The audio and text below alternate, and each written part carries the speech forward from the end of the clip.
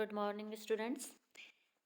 BA first year की class में paper second में हमारा आज का टॉपिक है प्राचीन भारतीय आर्थिक चिंतन के प्रमुख स्रोत, major sources of ancient Indian economic thinking.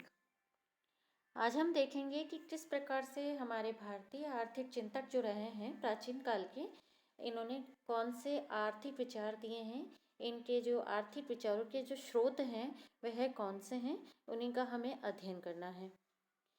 और जैसा कि आप जानते ही हैं कि प्राचीन भारतीय आर्थिक विचारों का अनुशीलन आधुनिक परिस्थितियों में बहुत ही उपयुक्त और आवश्यक जान पड़ता है। क्यों?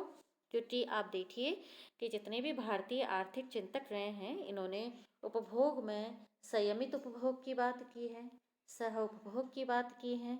ये है चार पुरुषार्थों को लेके चलते हैं, धर्म अर्थ कर्म मोक्ष। और जैसा कि आज वर्ल्ड जितना मटेरियलिस्टिक होता जा रहा है, भौतिकवादी होता जा रहा है, उससे अलग ये है संयमित, हर क्षेत्र में संयमित की अवधारणा का प्रतिपालन करते हैं। जैसा कि आधुनिक परिस्थिति में जितना हम देखते हैं कि किस प्रकार से शोषण, अत्याचार और लूटपाट की घटनाएं हो रही है, मानसिक अशांति उत्पन्न हो रही है, विश्व शांति की कल्पना धूमिल होती जा रही है। ऐसे में भारतीय आर्थिक विचारक, जितने प्राचीन हमारे जो भारतीय आर्थिक विचारक रहे हैं, इनके जो विचार हैं ये अपने आप में महत्वपूर्ण स्रोत हो जाते हैं, आधुनिक परिस्थितियों और आधुनिक समस्याओं का हल देते हैं। और हमें देखना है कि ये इन्होंने जो भारतीय आर्थिक विचारक रहे हैं, इन्होंने इनके कौन से स्रोत रहे हैं, इनके ग्रंथों के नाम क्या हैं जिसमें इन्होंने अपने आर्थिक विचारों को समावेश किया है, उसी का हमें अध्ययन करना है। तो यहाँ देखिए आप, ये जो स्रोत हैं, अगर भारतीय आर्थिक विचारों की अगर हम बात करें और इनके जो स्रोत हैं, ये स्रोत इन्होंने निम्न भागों में विभाजित किए हैं। जैसे कि ऐतिहासिक स्रोत की बात करते हैं। ऐतिहासिक स्रोतों में आप प्राचीन शिलालेखों को लेंगे, सिंधु घाटी सभ्यता, मौर्यकालीन इतिहास, ध्वंस अवशेष, इनमें इनके विचारों को मिलते हैं। कहने का मतलब ये नहीं है कि इन्होंने कहीं लिखा है, लेकिन इनकी जो जीवन पद्धति रही है उस समय की, उस जीवन पद्धति से आप इनके आर्थिक विचारों को जान सकते हैं। नेक्स्ट है वैदिक साहित्य।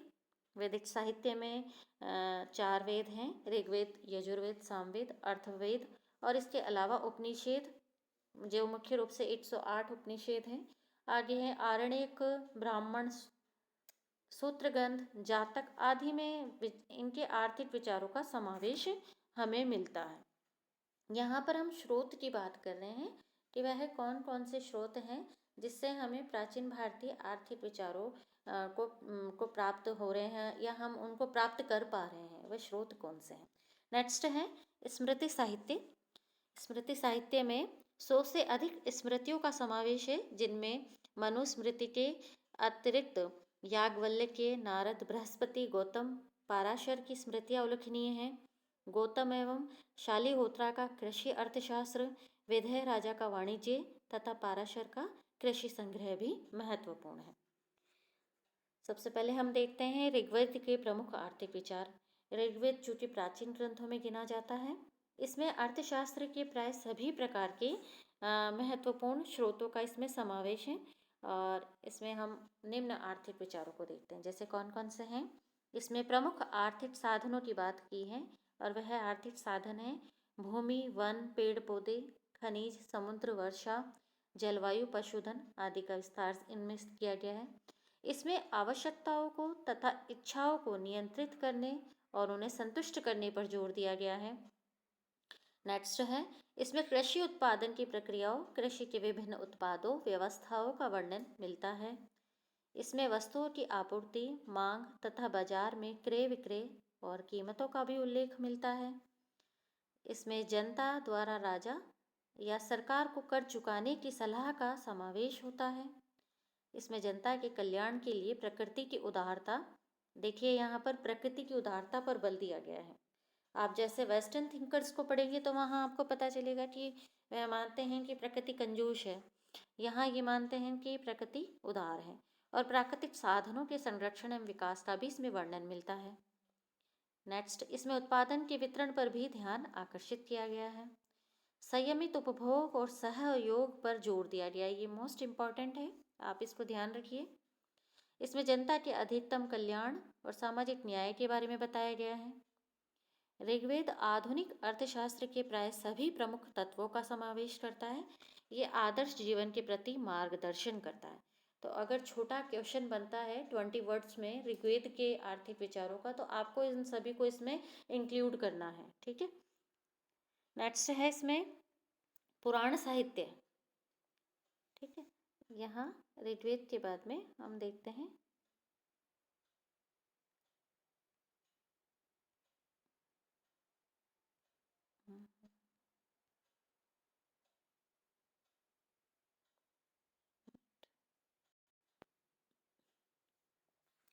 नेक्स्ट है पुराण साहित्य। पुराण साहित्य में हम देखते हैं इसमें है जैसा कि रामायण महाभारत, ये सारे पुराण साहित्य में आते हैं।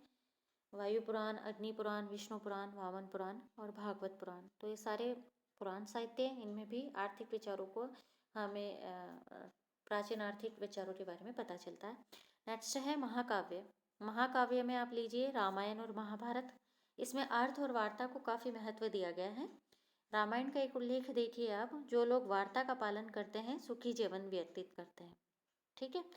इसी प्रकार से महाभारत में भी धन का महत्व दिया गया है, लेकिन धन के महत्व के साथ साथ उसको नैतिकता एवं आदर्श से अलग ना करने की बात कही गई है।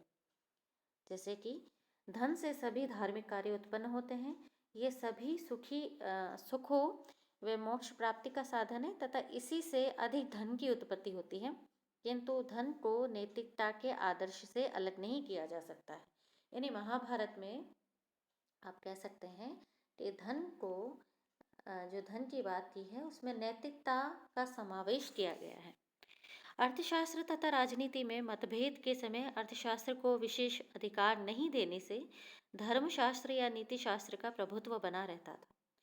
तो यहाँ पर आप देखिए कि अर्थशास्त्र था उस समय, लेकिन साथ में इस अर्थशास्त्र के साथ में आप ये भी चीज़ देखिए, यहाँ पे इसमें इन्होंने नैतिकता की बात की है। यानी जब अर्थ और नैतिकता के बीच में अगर कोई प्रतिद्वंद रहता है तो उसमें नैतिकता हावी हो जाती है, वहाँ अर्थ गौण हो जाता है। प्राचीन अर्थशास्त्रियों ने धन में उन सभी वस्तुओं का समावेश किया है जो भौतिक है, जिनका उपभोग किया जा सकता है, जिन पर अधिकार प्राप्त किया जा सकता है और जिनका हस्तांतरण हो सकता है। नेक्स्ट पॉइंट देखिए आप यहाँ पे, प्राचीन धर्म ग्रंथ तथा नीति शास्त्र। प्राचीन भारतीय आर्थिक चिंतन के प्रमुख स्रोतों में धर्म ग्रंथों एवं नीति शास्त्र का भी महत्वपूर्ण स्थान है।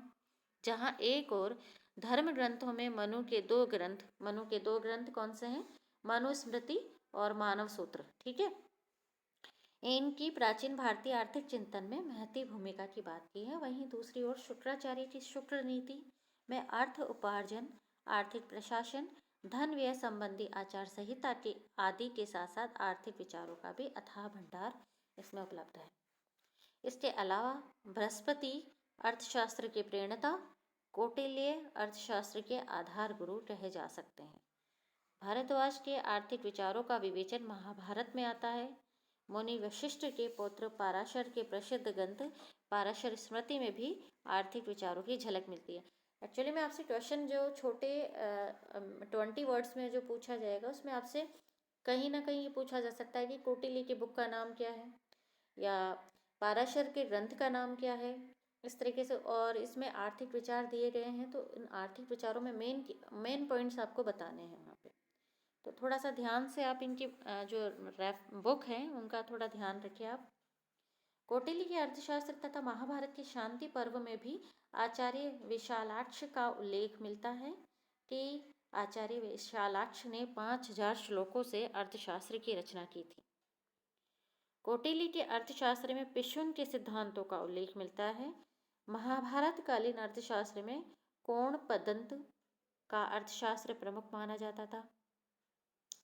इसी प्रकार कौटिल्य के अर्थशास्त्र के पहले भी भारतीय आर्थिक विचारों की एक लंबी परंपरा में उपर्युक्त चिंतकों के अलावा वाताव्याधि, उद्धव, अंगिरा, आम्भ, तथा दीर्घ नारायण आदि का भी नाम आता है। तो क्वेश्चन अगर ऐसा आता है कि कौटिल्य से पहले अर्थशास्त्र के बारे में या आर्थिक विचारों का उल्लेख कहाँ मिलता है, तो आपको ये सभी आपको इसमें ये अपने आंसर में पुट करना है। ठीक है, नेक्स्ट आगे चलते हैं हम। कौटिल्य के अर्थशास्त्र की बात की जाए तो कौटिल्य जो कि चंद्रगुप्त मौर्य के महामंत्री थे और इन्होंने ईसा पूर्व 4वीं शताब्दी में ग्रंथ की रचना की और उस ग्रंथ का नाम अर्थशास्त्र रहा है। और ये एक महत्वपूर्ण उपलब्धि रही है जिसमें इन्होंने आर्थिक और राजनीतिक चिंतन का इसमें मिश्रण किया है। कौटिल्य के अर्थशास्त्र को आप पूरी तरीके से इकोनॉमिक्स नहीं मान सकते, उसमें राजनीतिक अर्थशास्त्र का ज़्यादा उल्लेख किया गया है। इस ग्रंथ में भारत में कृषि, पशुपालन, भूमि व्यवस्था, लगान, व्यापार, उद्योग, श्रम, संपत्ति के अधिकारों, सार्वजनिक वित्त व्यवस्था में करारोपण एवं सार्वजनिक व्यय के सिद्धांतों, ऋण एवं ब्याज तथा वितरण के सिद्धांतों का व्यापक एवं व्यवहारिक विश्लेषण कर किया गया है। कौटिल्य के अर्थशास्त्र में प्राचीन भारतीय आर्थिक विचारों को बहुत ही क्रमबद्ध ढंग से प्रस्तुत करने के साथ साथ उसमें तत्कालीन आर्थिक मुद्दों पर भी बहुत ही सम्यक तार्किक और वैज्ञानिक विश्लेषण प्रस्तुत किया गया है। इसी प्रकार से खंड काव्य और अन्य संस्कृत साहित्य में अगर हम देखें जिनमें आर्थिक विचारों का समावेश किया गया है, तो उसमें आप देखिए कि बाण भट्ट की कादम्बरी तथा हर्षचरित में ये विचार मिलते हैं। कामंतक का नीतिसार, दंडी का मुद्रा राक्षस तथा 10 कुमार चरित। इसी के अलावा कालिदास की मालविक तथा अग्निमित्रम, शूद्रक की मच्छकटिका, शुक्राचार्य की शुक्र नीति, वात्सायन का कामसूत्र, सोमदेव सूरी का नीति वाक्य अमृत, दंडी का 10 कुमार चरित, चंद्रशेखर का राजनीति रत्नाकर, मित्र मिश्र का परिमित्रोदय, नीलकंठ का राजनीतिक मयूर। ये सारे साहित्यिक ग्रंथ रहे हैं जिनमें आर्थिक विचारों को का उल्लेख मिलता है उस समय के। नेक्स्ट हम देखते हैं ऐतिहासिक विचारकों में। आप इसमें देखिए ऐतिहासिक विचारकों में, चूँकि जैसे कौटिल्य के बारे में तो हम कह ही चुके हैं कि इनके अर्थशास्त्र में हमें बहुत कुछ उस समय की राजनीतिक अर्थव्यवस्था का, राजनीतिक अर्थशास्त्र का हमें पता चला है। इसके अतिरिक्त भी बहुत सारे ग्रंथ हैं जिनमें हमें भारतीय आर्थिक विचारों का संग्रह मिला हुआ है, जैसे कि डॉक्टर श्याम शास्त्री का कौटिल्य अर्थशास्त्र, डॉक्टर जायसवाल का the ancient Hindu polity, Bandopadhyay का कौटिल्य, नरेंद्र नाथ की पुस्तक आप देखिए studies in ancient Hindu polity, Stone की पुस्तक है मैगस्थनीज एंड कौटिल्य, आयंगर की पुस्तक aspects of ancient Indian economic thought, K T Shah की पुस्तक ancient foundations of economic in India, doctor BS Mridgal की कृति political economy in ancient India. इसके अलावा आप अगर देखें तो ऐतिहासिक विचारकों में मैगस्थनीज, हैंसांग, फाहियान आदि विदेशी इतिहासकारों को भी हम ले सकते हैं, क्योंकि ये जिस परिस्थितियों में, जिस सिचुएशन में भारत आए थे उस समय की इन्होंने इकोनॉमिक कंडीशन का भी अपने ग्रंथों में उल्लेख किया है। इसके अलावा आप देखिए अबुल फजल, फरिश्ता, बदायूनी आदि ये सभी भारतीय आर्थिक चिंतन का हमें ज्ञान देते हैं, इनसे हमें नॉलेज मिलती है। इसके अलावा सिक्के एवं मुद्रा की बात करें तो सिंधु घाटी सभ्यता की हड़प्पा, मोहनजोदड़ो, कालीबंगा अन्य स्थानों की जो खुदाई की है और उन खुदाई में जो सिक्के और अवशेष मिले हैं उससे भी उस समय की अर्थव्यवस्था के बारे में हमें काफ़ी कुछ पता चलता है। खुदाई से प्राप्त मुद्राएं, मूर्तियाँ, बर्तन, खिलौने आदि से उस समय की कृषि, पशुपालन, उद्योग, शिल्प, व्यापार, मापतोल आदि के बारे में हमें पता चलता है।